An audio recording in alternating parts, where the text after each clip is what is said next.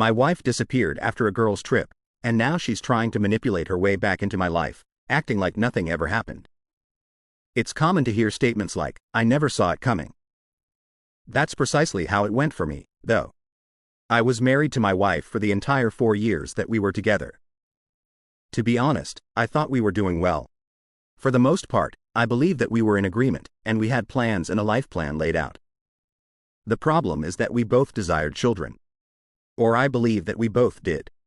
As soon as we were married, we began to discuss it seriously.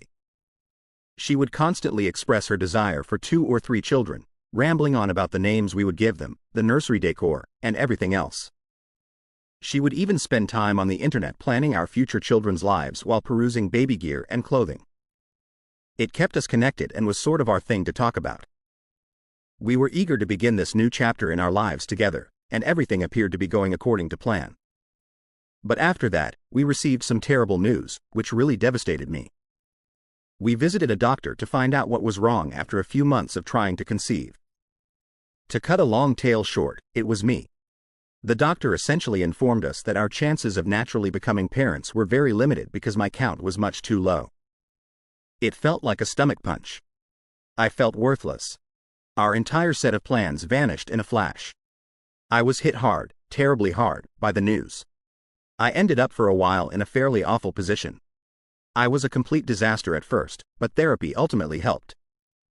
At first, she seemed to be rather supportive, stating that it didn't matter and that she would be content with us alone. However, there was something strange about the way she said it right from the start. She seems to have dropped it far too soon. She was all about starting a family one minute, and then she claimed she didn't need children to be content. I understand that people change their ideas, but her entire demeanor seemed strange to me. From thinking about baby names, she had completely stopped talking about children.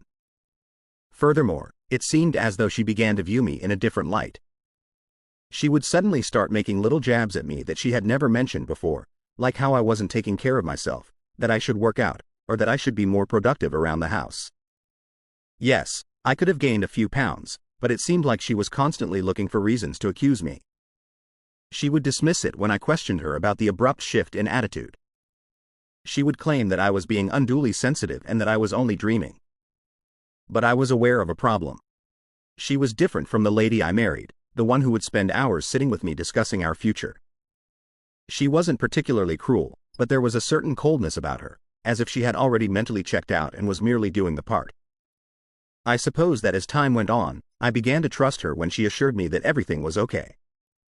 In order to avoid coming out as needy or insecure, I quit pressing. In any case, after a few years, we were only getting by.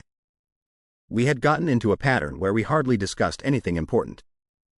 We seemed more like housemates than husband and wife. She would always dismiss my attempts to discuss other choices, such as adoption or surrogacy, by stating that she didn't want to consider them. I never really believed her when she said, "As long as we're together, I'm happy." She seemed more concerned with persuading herself than I was. Suddenly, she informs me she wants to take a girls' trip. Now, traveling with her buddies was nothing out of the ordinary. She had previously done it a few times, and I had always encouraged her. For a long, she talked about wanting to travel to America with her pals, while we lived in Brighton. We had developed this trust over the years, so I didn't give it a second thought. I therefore made sure she had everything she needed, assisted her with packing, and drove her to the airport. I recall her final words before she departed. She turned to me and said, "Thank you for being so supportive." I found it a little strange that she would say that because I hadn't done anything particularly noteworthy, but she appeared so sincere that I dismissed it as her simply expressing gratitude. I remained up that night to make sure things went well by calling her when she landed. I kept myself occupied around the house, watching TV, keeping an eye on the time, and waited for her to text me to let me know she had landed because her flight was expected to take roughly 9 hours. I called her to check in as soon as I noticed her flight had landed. The phone kept ringing, but no one picked it up. I didn't give it much thought because I assumed she was exhausted and might have gone directly to her hotel and crashed. However, when morning arrived, I still hadn't heard from her. I began to have this nagging concern in the back of my mind. I thought perhaps she was simply busy or her phone was on quiet, so I tried calling again and then texted her a few times. However, I was officially freaking out after a couple more hours of radio silence. In the end, I gave her sister a call to check whether she had heard from her. Nothing. I was really beginning to freak out by this point. In the hopes that something had gone wrong with her phone or that she just hadn't had time to check in, I even went so far as to call her companions, who were meant to be traveling with her. However, they were also perplexed when I called them. They did not accompany her on the trip. Back at home, they were enjoying coffee while seated 2 streets away. It truly hit me at that point. She wasn't traveling with any girls. She didn't have any friends. She hadn't accompanied anyone anywhere. She simply vanished. It seemed as though my stomach had fallen through the floor as I sat there with the phone. I was unable to comprehend it. Why would she tell me such a lie? Why wouldn't she notify me before leaving? I made an effort to persuade myself that it was an error of some sort, such as perhaps she had missed a connecting flight or that she had been unable to contact due to an emergency. But I knew in my heart that she had this planned. Her expressing thank you for being so supportive, and the entire girls' trip were all components of whatever she had been imagining. I was at a loss for what to do. I couldn't wake up, as if I were living in a nightmare. I had never married a woman like this. I didn't even recognize this person. The coldness, the way she had stopped discussing our future, and those small digs about my appearance and health all began to make sense. I simply hadn't noticed, or perhaps I hadn't wanted to see, that she had been drifting away for a while. I just sat there looking at my phone that night, hoping for a call, a text, anything. However, nothing materialized, and I knew in my heart that it wouldn't. I remember lying there and staring at the ceiling when I woke up the following morning, thinking that it was all just a bad dream. But when she saw that her side of the bed was empty, reality set in. In fact, she had gone. After packing her bags, she disappeared. The promises I had given myself the previous evening, maybe she was late, or perhaps her phone died, were no longer valid. She had clearly planned this and wanted to go. I was completely in denial for the first few days. I would keep ringing her phone in the hopes of hearing her voice and perhaps receiving an explanation. I even left messages. I kept leaving them in the hopes that she would understand, even though I was half the time at a loss for words. However, I only received quiet, which strangely made things worse. It was as though I had been a stranger to her all along and had been left to work things out on my own without knowing what had gone wrong. Her family was initially just as surprised as I was. They hadn't heard from her, and her mother didn't know anything about her plans. In the end, I visited there more times than I could remember in order to speak with her mother and get answers. They must have felt sorry for me. When I couldn't bring myself to cook, her mom would prepare meals for me and occasionally let me stay there. She would sit there while I talked about all the tiny things that didn't make sense, attempting to figure out how my life had suddenly become so complicated. And to be honest, there were times when I was too numb to speak and just sat there in silence. I oscillated between rage, despair, and remorse. What went wrong was a question I kept asking myself. Was there a sign I missed? Was I not paying enough attention to her? On certain days, I would review all of our arguments and conversations in an attempt to determine what caused her to leave. I kept thinking about what I could have done better and how I could have preserved our marriage. It may sound dramatic, but I was completely preoccupied with figuring it out. It seemed as though the solution would somehow make everything better. I hardly slept or ate, and my work also began to suffer. People took notice. When they inquired about my well-being, I would just dismiss it by claiming that I was occupied with personal matters. Admitting the truth, the fact that my wife abandoned me without saying a word, was embarrassing. I eventually told a few close friends, and they tried their best to divert my attention by bringing me out to hang out and encouraging me to move on. However, I would still ponder about her, wondering where she was and why I wasn't enough to keep her around, even when I was with them. The incessant inquiries from strangers, including neighbors, relatives, acquaintances, and even former coworkers who had heard I was married, were among the worst aspects. It was like pulling out a new scab each time somebody asked, "How's married life treating you? And how's your wife?" I would just smile and tell them that everything was good since I lacked the courage to tell them she had left. But each time I repeated that untruth, it felt more weighty. The only thing that worked in the end was therapy. Although I had never gone before, I realized I couldn't manage it alone after a few months of hardly functioning. In order to talk to someone who was impartial and unfamiliar with our baggage, I contacted a therapist and began attending once a week. It was beneficial. I would express my rage, betrayal, and the void she had left in my life. I would talk endlessly about the restless evenings and how I would lie awake repeatedly reliving everything. The therapist assisted me in realizing that she would not have remained here if it had been a magical moment. It wasn't my fault. She made the decision to go. It was a difficult pill to take. I had the feeling that I was flawed and had somehow alienated her for a long time. However, I gradually began to see things differently. I chose to overlook her long-standing coldness and distance, assuming that things would improve on their own. I had persuaded myself that I could maintain my composure and that our marriage could be saved by my efforts alone. The realization that it wasn't hurt. As time passed, I began to restore my life in tiny increments. It wasn't until she departed that I realized how much I had lost in our marriage. I had always been the one who tried his hardest to make sure she was content and that our home life was comfortable. But now that I had so much free time, I was at a loss for what to do. I therefore began resuming old pastimes that I had forgotten about. I tried cooking new meals, went to the gym, and started reading literature I had been putting off. Eventually, the work also improved. I was hardly keeping up with my job at first, simply going through the motions. However, when I began to feel more like myself, I worked harder at my job. I felt like I still had control over something in my life, which was one of the few things that gave me a sense of accomplishment.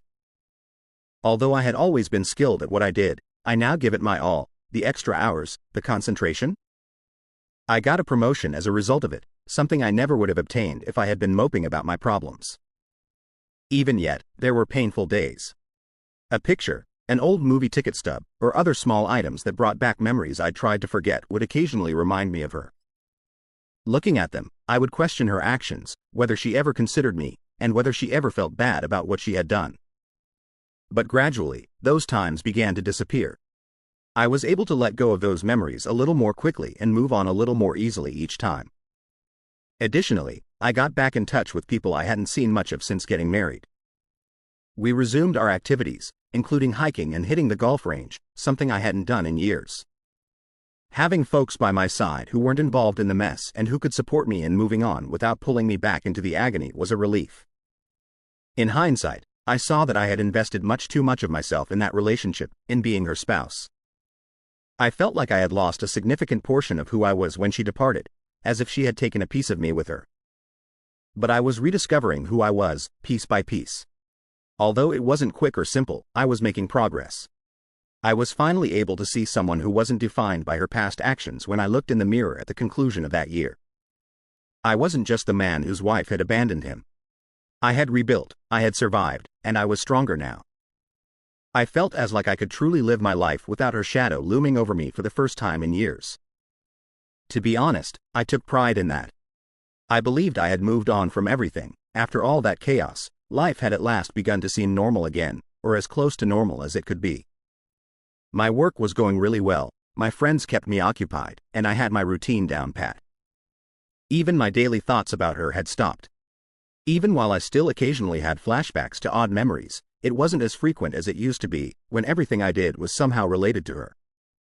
She was therefore the last person I expected to see standing there when someone knocked on my door one Saturday morning. But there she was with a baby at my doorway. I went cold.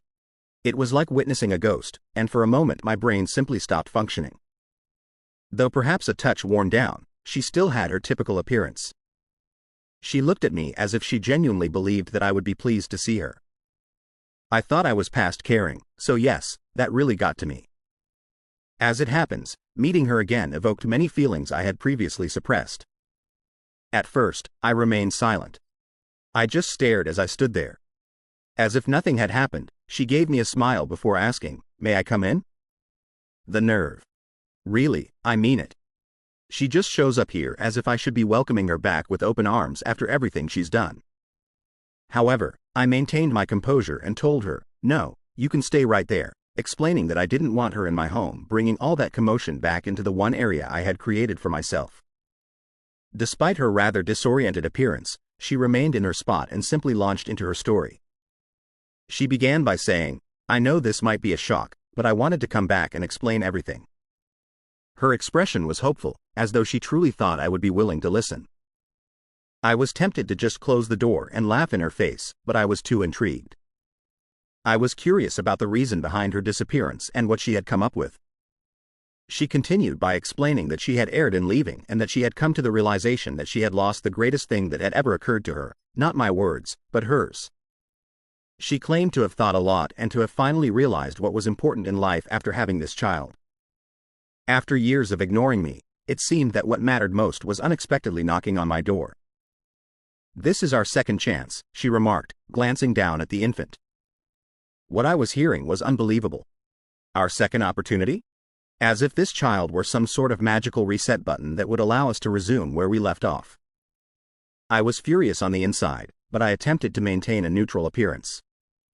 She continued by adding that although she had made a grave error, we could now start over, just the three of us. She wanted us to be a family once more. "Why did you leave?" was the final question that had been bothering me ever since she appeared. I tried to speak as steadily as I could, but I wasn't sure how much longer I could contain myself. Now that she was here, I needed to hear it from her since I had tortured myself with all the possibilities for years in an attempt to comprehend. After hesitating and glancing down at her feet as if embarrassed, she finally told me the truth, or at least what I thought it was. She acknowledged that she had left because she wanted a child and had found someone who could provide one for her because I couldn't. She honestly stated it as if it were insignificant, as though she hadn't destroyed my life, and as though I should just nod and take it as gospel.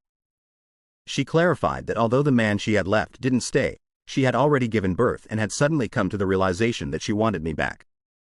Easy. I paused to think about what she was saying. She was here, confessing that she had left me, fled with a man, had his child, and now expected me to accept it. As if I should simply forget and forgive. "So you left, found someone else, had his baby, and now you think you can come back and pretend like nothing happened?" I asked her. She broke down in tears and apologized, admitting that she had made a big mistake, but I remained unmoved. She kept talking about how she knew she was supposed to be with me and that I was the one she really loved. To be honest, maintaining a straight face was difficult. She sounded so crazy that I was shocked. I could see it clearly on her face that this was desperation, not love. She then attempted to guilt-trip me by talking endlessly about how difficult it had been for her to be a single mother. In fact, she attempted to paint herself as the victim in all of this, acting as though her decisions hadn't brought her to this point. She assured me she was prepared to work things out this time and that she wanted my help. "Who does she think I am?" was all I could think about. I listened to it all as I stood there, but I had had enough. I told her right away, "You made your choice a long time ago, and now you have to live with it. There's no second chance here." She appeared astonished, as if she had never even imagined that I would say no, as if she truly believed she could simply saunter back into my life because it would suit her. She became irate just when I thought she would finally understand and depart. She became angry with me, accusing me of selfishness and demanding that I give her another chance to make amends. She said that she could have taken half of everything and divorced me at that time if she had so desired. She even had the audacity to remark that the house should still belong to her. I felt a surge of relief as it seemed like her true self was revealing itself in front of me. At last, I was recognizing her true self. I refrained from arguing with her. I didn't speak louder. "We're done. You wanted a different life, and now you have it. This isn't my responsibility anymore." I simply replied, looking at her, and then I closed the door in her face, interrupting her if she had any more words to say. I was struck with a peculiar sense of serenity as I stood there and heard her muffled screaming coming from the other side of the door. She might shout, cry, knock, or do anything else. However, I knew I would never allow her to return. This stranger who believed she could pick up the pieces when it was convenient for her took the place of the lady I had loved and married. Feeling lighter than I have in years, I moved away from the door and took a seat. I believed that was it after I shut the door behind her. I assumed she would understand and simply walk away. However, no. Rather, she began pounding on the door while shouting various things. The nerve seemed unbelievable to me. She had the gall to stand there and insist that I listen to her while I was in the one place that was truly mine, the only place I had been able to recover from the disaster she had left me in. I initially considered ignoring it and letting her scream till she became weary. But then I started to wonder. I was curious to know what kinds of excuses she would offer this time. I opened the door just enough to let her know I was paying attention, but not enough to let her in. She appeared to be astonished that I hadn't given her the response she desired, as if she had just been slapped across the face. As if we were having a typical argument and not coping with her abandonment, she began a lengthy monologue in which she expressed her willingness to forgive me for closing the door on her and her want to start over. She went on and on about how if we both worked hard, we could work things out. I was unable to contain myself at that moment. I laughed, really laughed, because this woman had more nerve than I had ever seen. When I did that, she appeared enraged, as if I should feel guilty for not paying attention to her. I said to her, "You left. You had your chance, and you threw it all away. I'm not just going to pretend none of that happened because you feel like it." Her face flushed, and she began to talk about how she had been so lost after leaving and how she had discovered her error too late. "You don't understand how hard it was for me," she said. However, I didn't believe it. I informed her that she had taken the decision to leave. She had plotted it, made up a falsehood about it, and then carried it out. Now her remorse meant nothing. That's when she lost it. Her entire tone shifted. She stopped doing the melancholy, repentant act and began to attack me, accusing me of being unjust and lacking the grace to give her another chance. "If I'd wanted to, I could have taken everything from you back then. I could have taken half of everything you own," she bravely said. I simply stood in awe. This woman, who had abandoned me without saying anything, now believes she should be compensated in some way for not attempting to defraud me. As if she was worthy of praise for not being as awful as she could have been. I replied, "So, what am I supposed to be grateful for? Grateful that you only ditched me and didn't take my stuff with you?" Her expression was a mixture of rage and something more, possibly desperation or guilt, as she gazed at me. But to be honest, I didn't give a damn by then. I had just finished. That was where all the years I had spent questioning myself, feeling bad, and wondering if I was somehow to blame for her leaving vanished. I felt as though the burden I had been dragging about had finally been removed when I met her for who she truly was. But she wasn't finished. She began to pace my porch while complaining that I would regret not giving her another chance and that I would never find someone like her. In fact, by refusing to take her back, she attempted to make me feel as though I was the one who was missing out. It was strange. As if I should be pleading with her to stay, here she was, the one who ruined everything we owned. She became even louder and continued to complain about how I had made her leave in the first place when she realized I wasn't going to back down. She said that none of this would have occurred if I had been more understanding about the entire kid situation. Her reasoning seemed to indicate that I had failed her as a husband because I couldn't conceive, which somehow excused her from leaving to have a kid with someone else. The mental acrobatics were amazing. To be honest, I was shocked that she was attempting to blame me for her decisions. I straight up told her, "Look, if you wanted a kid that badly, you could have told me the truth. You didn't have to lie to my face and pretend everything was fine while planning your exit." To that, she had nothing to say. Simply looked at me as if I had hit her. However, I prevented her from speaking. I said, "You made that choice all on your own, and now you've got to live with it. That's not my problem." She made one final attempt, returning to her dejected expression, and urged me to consider the boy and how I was being unjust by ignoring him. She literally exploited the child in her arms to make me feel guilty, as if I were the villain in this situation. However, I wasn't buying into it. I replied, "I don't know that child. I have nothing to do with him. He's not mine, and neither are you." That was the end of it. I could see her coming to terms with it at last. She was aware that I would never change my mind, and that I would never allow her to return to my life. I could see the rage waning and being replaced by something else, either genuine regret or simply exasperation. However, I didn't care. She had attempted to walk all over me and expected me to smile and give her credit, but now she was simply a stranger. For a few more seconds, she stood there as if she was waiting for me to decide to call her back. I didn't say anything else, though. When it finally hit her that I meant every word, I just stood there and watched her expression. I closed the door without giving it another glance. I also didn't wait for her to rap on it again this time. In my heart, I knew that I had already made up my mind and that there was no turning back. I don't know, but I felt like I had finally won as I moved away from the door. It was over, even though she had spent so much time hoping to return and use manipulation to get back into my life. I had freedom. Neither for her nor for us was there going to be another chance. She was now only a memory, one that I had at last relegated to the past. I felt like I could breathe again after all those years of suffering and shame. And what do you know? It was pleasant. I experienced an odd sense of tranquility as soon as I shut that door behind her. I no longer felt sad, furious, or even astonished. It was as though all of the effort I had put into her over the years, all of the sorrow, the shame, and the never-ending wondering, had simply disappeared. I was prepared to move on since I had at last found the closure I didn't realize I needed. This time, everything was truly finished, but naturally, it wasn't as tidy a conclusion as I had planned. Her mother texted me a few days later. She apologized, stating she was embarrassed by her daughter's handling of the situation and that she had attempted to reason with her, but clearly it had failed. Her mother was a kind person. She had been quite helpful to me when her daughter departed, and I could see that she was truly distressed by the situation.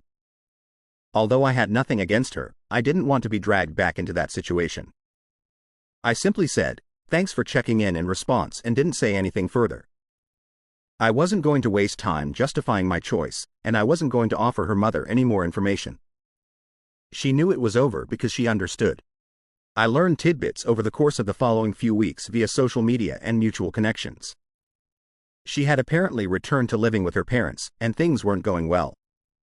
The father of the child, the man she had left me for, was not involved at all. He had bailed out. She was left to figure things out on her own because, apparently, he hadn't committed to the long term. Few individuals were eager to help because she had essentially burned every bridge. Her former friends, who had supported me when she first vanished, didn't feel sorry for her. They weren't eager to get drawn back into her drama because they had all moved on. You can't hold them responsible. Her parents weren't too happy either. They didn't have enough money to sustain her and the child. I was aware of this since her father called me shortly after her mother texted me. Curiosity overcame me, and I nearly didn't respond. He was direct but courteous. He mentioned that they were having financial difficulties and suggested that I might be able to assist them in some way. He continued talking about the infant and how difficult things were for them, saying, "We know you cared about her once." I listened courteously, but I couldn't help but giggle a little, not aloud, but you get the idea, when he began to talk endlessly about how his daughter only needed a little help to get back on her feet. I politely informed him that his daughter made her own decisions and that I was neither in a position nor in the right frame of mind to assist. Since he didn't pursue it further, I believe he understood the message. Before I know it, her friends, people I hadn't spoken to in years, began contacting me. Some attempted to use the guilt angle, claiming that she was going through a difficult moment and that perhaps I could find it in my heart to give her another chance. She even had the audacity to say that the child needed a father figure and that I shouldn't allow my resentment stand in the way of my efforts to assist him. However, I refused to back down. I refused to allow anyone to make me feel guilty for making my own decision at last. I had given that woman all I had after years of feeling inadequate, and she had tossed it all away. Instead of relying on me to save her, she should at least take responsibility for her decisions. The calls and messages gradually decreased in volume before ceasing completely. Everyone seemed to finally realize that I was serious, that I had moved on, and that I would not get ensnared again. That's when the true calm arrived. For the first time in years, my life felt peaceful and typical. I had my friends, my job, and my routines. I had rebuilt my life on my own terms, so it wasn't a fancy, glamorous one, but it was mine. The irony is that I once again began to discover joy in the small things, which I had not given much thought to when I was married. I would read novels I had been meaning to read for years, cook my own food, and take walks. It felt good to be free, and I understood that I could live my life as I pleased without anyone's approval. I wasn't always concerned about other people's happiness or approval, for once. I felt as though I had gradually regained my life. Occasionally, I would stumble into someone who knew us both, and they would inquire, "Hey, what happened to her?" I would respond with a succinct, courteous response and shift the topic. I simply didn't want to keep going back to a chapter that was so obviously over. It wasn't that I was concealing anything. I had finally mastered the skill of leaving her in the past. When I last heard from her, things weren't going well. She was still jumping between her parents' house and friends' sofas after her welcome, and she was having trouble keeping a job. Occasionally, People I don't often communicate with would message me to let me know that she was seeking assistance from anyone who would listen. Some of them even implied that she hoped I would reconsider, that perhaps I would change my mind and end up playing dad to her child. However, that was not going to occur. I had already invested too much time and effort into rebuilding my life to consider taking that route. Her safety net was not going to be me. Just because things didn't go as she had hoped, I wasn't going to be the one to pick up the pieces. Nothing was going to pull me back into that chapter. I was finished. Ultimately, I believe I received the necessary closure. She was now coping with the repercussions of her decisions. And me? It was the first time since the day she departed that I felt completely, truly free. I had had enough of her looming over my life. I was happy that I had moved on. Not in a grand dramatic sense, but simply contented. And what do you know? That was sufficient. Thank you for watching. If you haven't subscribed yet, please do so and hit the notification bell to stay updated with more shocking real-life stories happening around you.